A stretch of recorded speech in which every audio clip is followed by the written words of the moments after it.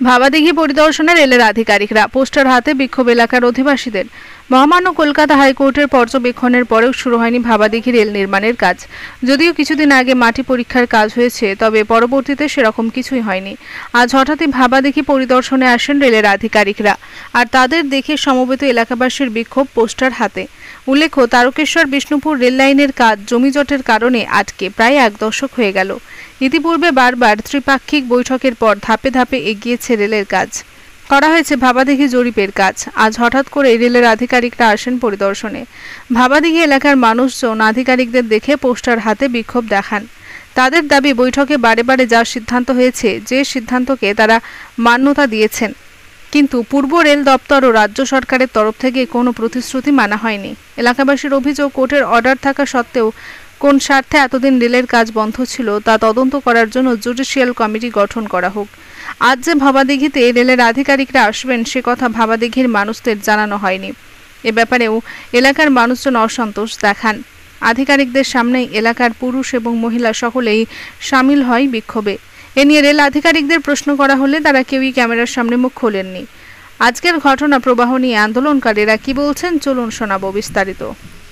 কিছু পরিচয় জানা যায়নি। রেলের আধিকারিক, ইস্টার্ন রেলে আধিকারিকরা এসেছিলেন, যে আগে যে সয়েল টেস্ট হয়েছিল সেটার পরিপ্রেক্ষিতে ওনারা ভিজিট এসছেন বড়বাবুর কথা অনুযায়ী।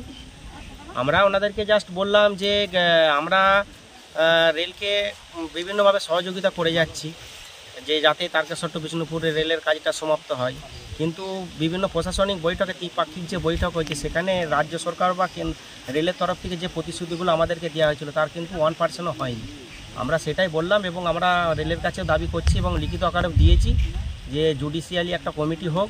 কী কারণে বিকল্প পথ থাকা সত্ত্বেও ফাঁকা মাঠ দিয়ে না যেয়ে মানে 100 কোটি টাকা খরচা করে দিঘির উপর দিয়ে রেল লাইন নিয়ে জানার একটা পরিকল্পনা চলছে। আর দ্বিতীয়ত, কোন 10টা পরিবারকে জমি রক্ষা করতে গিয়ে আজকে লক্ষ লক্ষ 10 লক্ষ মানুষকে বঞ্চিত করা হচ্ছে, সেই তথ্যটা সামনে আসার জন্য জুডিশিয়ালি একটা কমিটি ভাবাদিঘির উপর তৈরি হোক। এবং তার সাথে সাথে এটাও হোক যে মুখ্যমন্ত্রী বা মাননীয় মুখ্যমন্ত্রী 17 সালে যে বিকল্প দিঘি করে দেওয়ার কথা বলেছিল, সেই জন্য রেল বা রাজ্য সরকার তার কাজ কতটা আগিয়েছে। 2013 সালে, 2018 সালে এবং 24-25 সালে হাইকোর্টে এবং সুপ্রিম কোর্টেও যে এতগুলো জাজমেন্ট থাকা সত্ত্বেও রেল কেন ভাবাদিঘির কাজ সমাপ্ত করছে না, তারকেশ্বর টু বিষ্ণুপুর রেলের কাজ অসমাপ্ত পড়ে রয়েছে এবং এর জন্য গোটা সমাজের কাছে গ্রামবাসীরা দোষী হচ্ছে, কালপিট হয়ে যাচ্ছে। এর দায়টা কে নেবে সেটা রেল ক্লিয়ার করুক সমাজের কাছে। এই কাদের অপদার্থতার জন্য আজকে রেলে তারকেশ্বর টু বিষ্ণুপুর রেলের কাজ থমকে আছে সেটা আগে ক্লিয়ার করুক। তারপর ভাবাদিঘিতে যা কিছু কাজ হবে লিখিত আকারে দিক, আমরা সেটা জানবো কী করতে যাচ্ছে। এরকম হুট করে চলে আসলো, এটা ঠিক নয়। যা কিছু হচ্ছে প্রশাসনিক ত্রিপাক্ষিক বৈঠকে হচ্ছে, সেটা আমাদেরকে জানালে আমার মনে হয় ভালো হয়। আপনারা আজকে পোস্টার নিয়েও তো আমরা বিক্ষোভ দেখালাম যে এই কারণে হুট করে এসেছিলেন। এর আগে যে সয়েল টেস্ট হয়েছিল বা মেজারমেন্ট হয়েছিল সেটার জন্য ওনারা লিখিত আমাদেরকে দিয়েছিলেন, আমরা তো পূর্ণ সহযোগিতা করেছি। আজকে গ্রামের মানুষ কিছু জানে না, সেই জন্য গ্রামের মানুষ প্ল্যাকার নিয়ে এসছে। আগামীতে রেলের তাহলে ভাবাদিঘিতে ভবিষ্যৎটা সেটা রেল বা রাজ্য সরকার বলতে পারবে। আমরা তো চাইছি যে দ্রুততার সাথে লাইনের কাজ সমাপ্ত হোক এবং জুডিশিয়ালি কমিটিও হোক।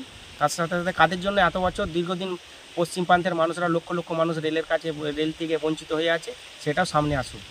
ভাবাদিঘির জন্য, ভাবাদিঘির গ্রামবাসীরা যে এই রেল লাইনটা থমকে থাকার মূল কারণ নয়, সেটা জুডিশিয়াল কমিটি প্রমাণ হয়ে যায়। কাদের জমি রক্ষা করতে গিয়ে আজকে রেলের কাজ থমকে রয়েছে বা কাদের অপদার্থতার জন্য আজকে রেলের কাজ থমকে আছে, সেটা জুডিশিয়াল কমিটি সেটা স্পষ্ট করে দেয়। আপনার নাম? আমার নাম সুকুমার ভাই। কী বলে আছেন? আমি ভাবাদিঘি আন্দোলন কমিটির সম্পাদক। আজকে ভাবাদিঘিতে রেল দপ্তরকে এসেছিলো, উপর মহল থেকে উচ্চ পর্যায়ের কিছু প্রতিনিধি এসেছিলেন আর লাইনটা দেখার জন্যে। 1 মাস আগে সয়েল টেস্ট হয়েছিল, তার পরীক্ষার রিপোর্ট এখনও আমরা পাইনি। আমাদেরকে দেওয়ার কথা ছিল কিন্তু সত্ত্বেও দেয়নি, বা আমাদেরকে সয়েল টেস্টের 10 দিন কি 1 সপ্তাহ পরে আমাদেরকে আলোচনা বসার জন্য রাজ্য বলেছিল এবং রেলও বলেছিলেন ডিএম অফিসে, ওরা আমাদেরকে জানায়নি বা ডাকেনি। তার পরিপ্রেক্ষিতে আমরা একটু ক্ষোভ দেখাচ্ছি, বিক্ষোভ দেখাচ্ছি যে আমাদের জলাশয়, আমাদের পুকুরে রেল লাইন হচ্ছে, অথচ আমাদেরকে ডাকা হচ্ছে না, আমাদেরকে আড়াল করা হচ্ছে। এই পরিপ্রেক্ষিতে আমরা আজকে এসেছি, গ্রামের মানুষ সব জুটেছি।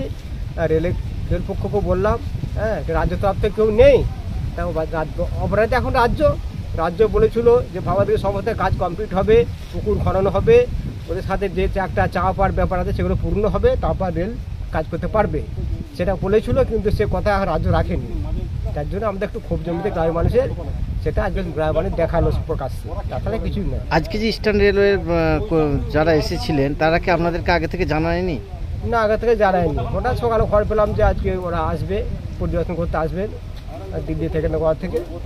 সেই মতো এসেছিলাম, ব্যাপারটা বললাম আমরা যে রাজ্যের থেকে রেলের সাথে এই আগে কথা হয়েছিল, ডিএম অফিসে মিটিং হয়েছিল, এসপি ছিলেন, এই কথা হয়েছে, আমাদেরকে ডাকেনি, ডাকার কথা ছিল। সল থেকে কি রিপোর্ট সেটাও দেয়নি, জানায়নি, অন্ধকারে রেখেছে আমাদেরকে। গ্রামের মানুষ একটু উদ্গ্রীব হয়ে গেছে এটা জানার জন্যে, যার জন্য আজকে সেসব কথাবার্তা বললাম। আজকে তো ওদের পক্ষ থেকে মাপযোগ্য তো কিছু কেমন করা হলো? মাপজোপ তো আগে থেকেই হয়ে আছে, মাপজোপ আগে থেকে হয়েছে। কলকাতা মহামান্য হাইকোর্ট বা সুপ্রিম কোর্ট যে রায় দিয়েছে, দিঘি পরিবেশকে রক্ষা করে জলকে বাঁচিয়ে জলাশয় ভরাট না করে রেল লাইন হোক, তার আপত্তি নেই, আমরা সম্মতি দিয়েছি। কিন্তু আমাদের দিঘি আমাদের সাথে ওরাও যোগাযোগ করেনি, রাজ্য তরফ থেকেও আসেনি, আমাদের যেগুলো দেওয়ার কথা ছিল এখনো দেয়নি, প্রতিশ্রুতি রাখেনি। সেই জন্য আমরা একটু চিন্তার মধ্যে আছি। কি চাইছেন? আমরা চাইছি দিঘি বাঁচিয়ে ব্রিজ করে রেল লাইন হোক এবং আমাদের যে ক্ষয়ক্ষতি হবে সেগুলো পূরণ করা হোক। আমরা দীর্ঘদিন আজকে আদালতে আশ্রয় নিয়েছিলাম, আর 14 বছর আমাদের যে ক্ষয়ক্ষতি হয়েছে, আমাদের জলাশয় বিনিময়ে যে জলাশয় দেবে বলেছে, যতটুকু পরিমাণ রেল নেবে জায়গা ততটুকু পরিমাণ খনন করে দেবে জায়গা কিনে, সেটাও রাজ্য সরকার করা যায়নি, কোনো পদক্ষেপ নেয়নি। তার জন্য আমরা আজকে এসেছি জানানোর জন্য আসছি।